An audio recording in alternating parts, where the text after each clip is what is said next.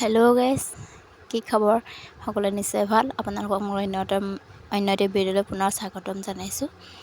আকৌ আহিলোঁ মানে অলপ ওলাই মেলি ঘূৰি সেয়া আগত গৈ আছে। মই অকণমান ৰখিলোঁ কাৰণে অকণমান লেট হৈ গ'লোঁ। বাকী আজি আমি আহি আছোঁ মানে বিহু গোটৰ মিটিং আছে, যিহেতু এনেই 6 তাৰিখে হয় বাৰু, কিন্তু আজি মানে কালি খেতিপথাৰৰ দিন যিহেতু সেইকাৰণে কালি নহ'লে মিটিংখন আজি দিছে। বিহু গোটৰ মিটিং 2 বজাৰ পৰা হ'ব।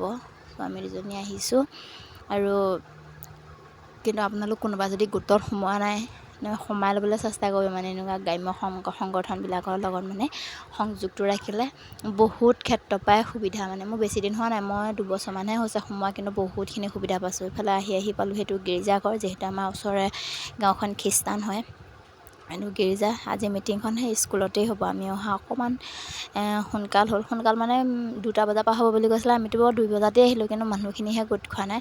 চ' ইয়াতে অকণমান বহি আছোঁ। 5-10 মিনিটমান বহিলোঁ। ইয়াক মই গালে হাত দি বহি আছোঁ। অলপ সময় হ'ল, কিন্তু মানুহখিনি অহাই নাই। 15 মিনিটমানেই বহিলোঁ আমি দেই। আৰু এটা বস্তু কি জানেনে, সেই কুকুৰটো চাওক না, গৰমত থাকিব পৰা নাই কুকুৰটোৱে। মানে গৈ কিনে পানীত পৰি আছেগৈ, কেনেকৈ একদম হাফু কৰি পানীত পৰি আছে। অকণমান সাঁতুৰিলে মেলিলে, আকৌ লাষ্টত সি নিজেই উঠি আহিছে। তাৰপাছতে মানুহখিনি সেয়া গোট খালে। মানুহ চব অহাই নাই। কিছুমান মানে টোটেল